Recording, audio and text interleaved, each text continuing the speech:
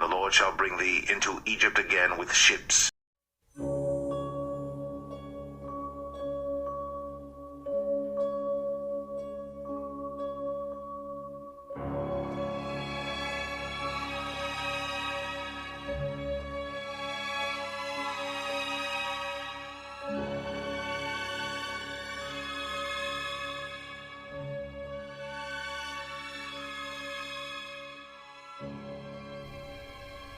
And the Lord shall bring thee into Egypt again with ships.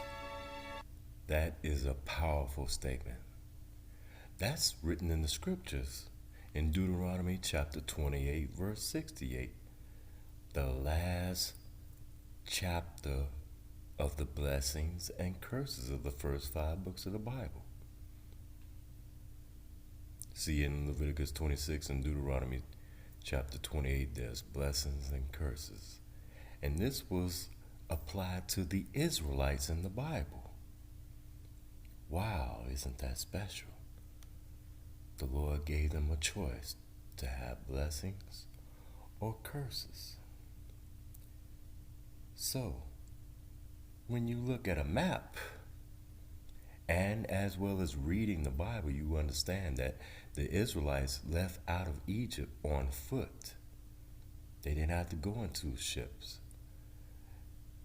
as you plainly see on this map. The Israelites left out of Egypt on foot. So, common sense will tell us that in order to return to Egypt from the Promised Land, you would also be on foot. You wouldn't have to go into any ships, right? Right. However, the Bible is the Word of God, which speaks volumes to us in spiritual matters. So the Lord was speaking to them on a whole nother level. He said that they would go into Egypt again with ships. Now, since we plainly see that they didn't have to get on no ship to go into Egypt, we have to use common sense and have discernment of spirit. Because when you search throughout the Bible, when it's talking about Egypt, it's talking about the house of bondage. And it's written in the Bible 10 times. In Exodus 13 and 3, Exodus 13 and 14, Exodus 20 and 2, Deuteronomy chapter 5 verse 6, Deuteronomy 6 and 12, 8 and 14, 13 and 5, 13 and 10, and Joshua 24 and 17, Judges chapter 6 as well. Anytime it's talking about Egypt, it's equal to the house of bondage. That's what Egypt means. And that's what the children of Israel were, slaves as. They were bondmen and bondwomen in Egypt. Deuteronomy chapter 28, 68, and the Lord shall bring thee into Egypt again with ships.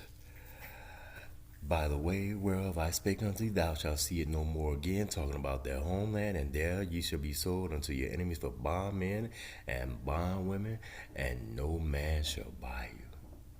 That means nobody gonna take you back home.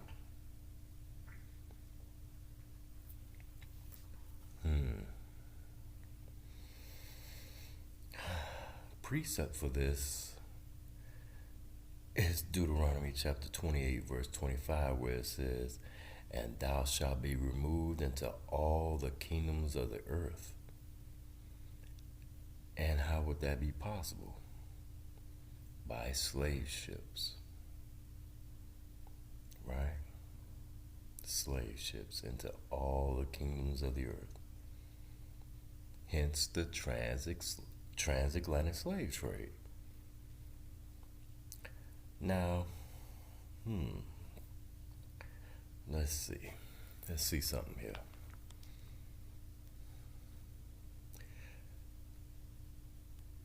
Because The only way to go into all the kingdoms of the earth as bondmen and bondwomen is on slave ships. Because back in those days, they didn't have airplanes. The only way of travel far and abroad was by ships. So we know we're talking about the children of Israel here, right? So, check out this movie clip by Steven Spielberg for the movie Amistad. He showed some slave ships, and let's see what he's showing here.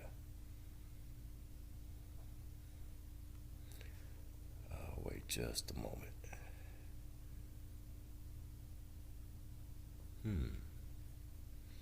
Oh, bear with me. Having some technical issues, but it shall soon pass.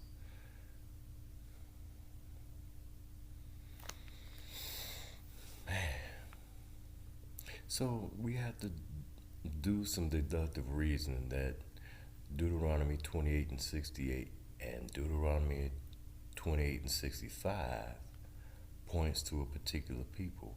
We know when we read in the Bible that it's talking about the children of Israel. However, to some people, like my great-grandparents and others' grandparents, it might sound a little familiar because this happened to them, right? It happened to them and their forefathers. I remember hearing stories that my uncles were with my grandparents, my great-grandparents, picking cotton. How did they get to America? On slave ships, right? Via the Transatlantic slave trade.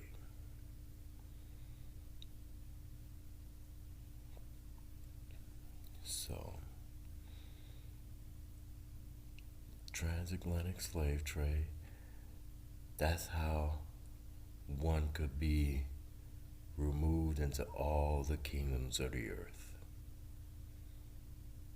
And the transatlantic slave trade went on for hundreds of years throughout history, right? Countries were built on the backs, the blood, sweat, and tears of these slaves, our forefathers, right? Even if I find it, I'll even look for the video clip where the former President Trump even admitted it, right? You built this country, that's right. Okay, so here's the Steven Spielberg movie clip. Pay attention to what the slaves are singing.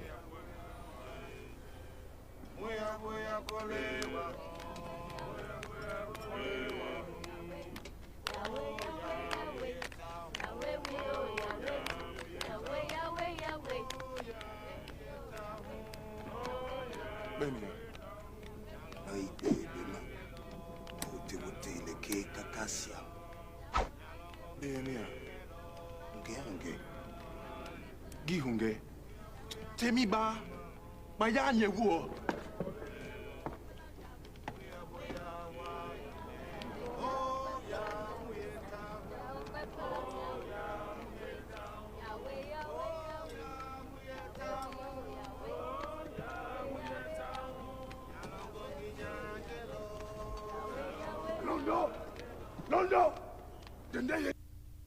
Wow, did you get that? The slaves were singing to YahWeh. And the women, you had their head covered. But these supposed to be Africans, right? Let me read you something out of this history book. This is The History of Slavery by Suzanne Everett.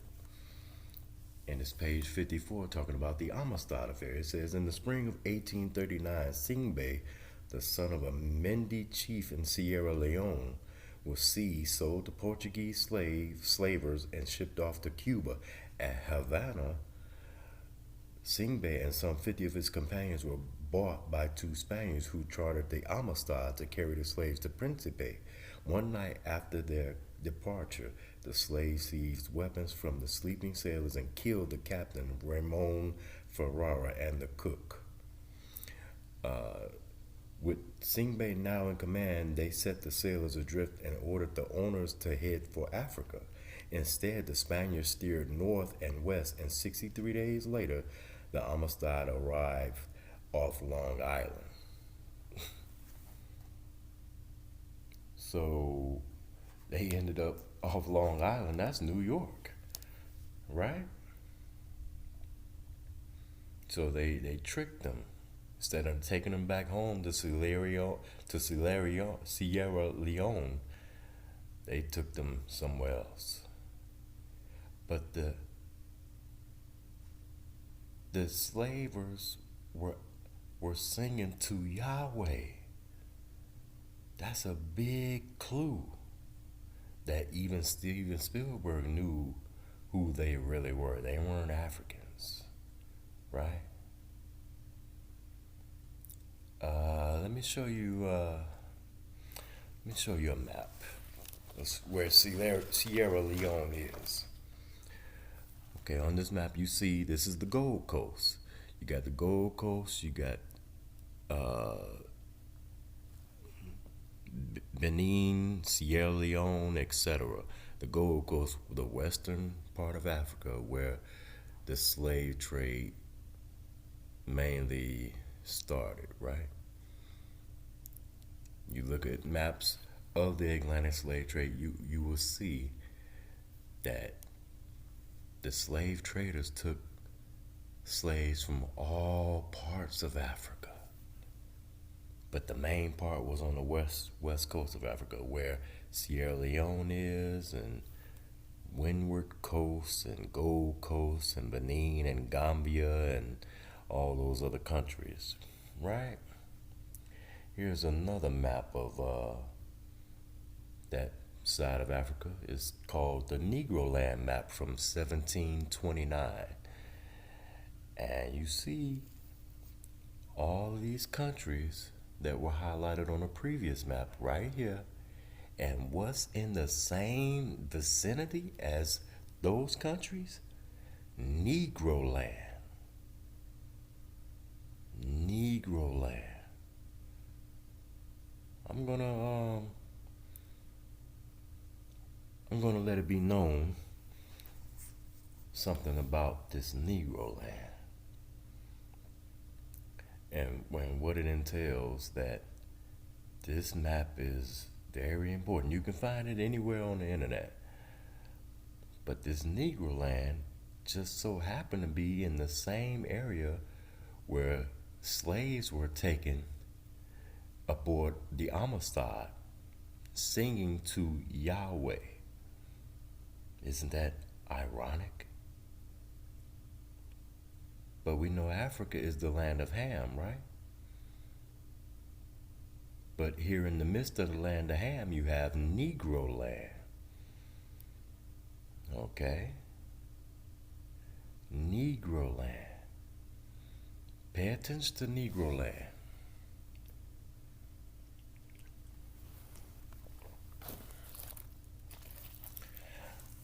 Because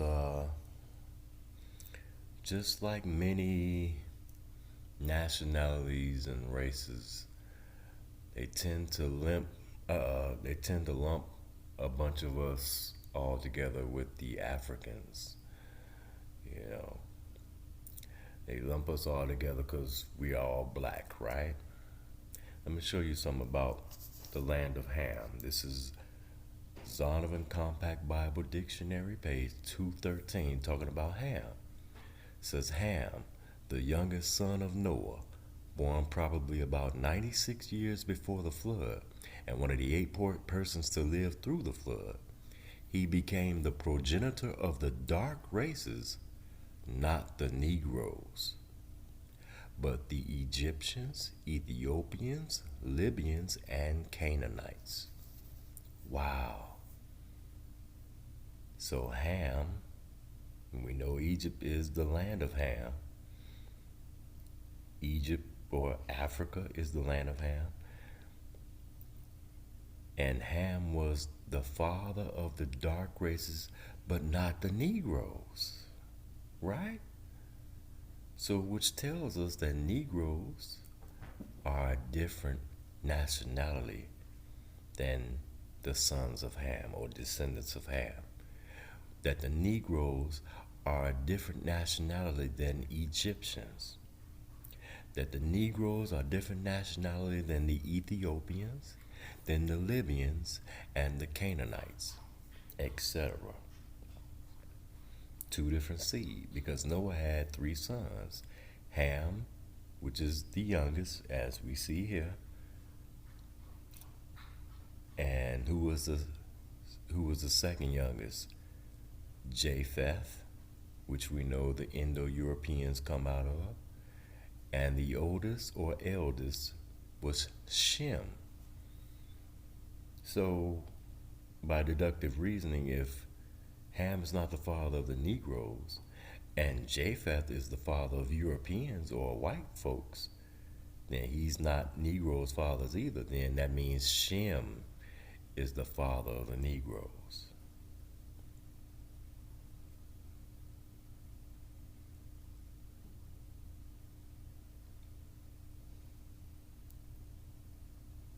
If you are a Black African American person with consciousness, common sense, and historical vision, you will always question the ride of the slave ship.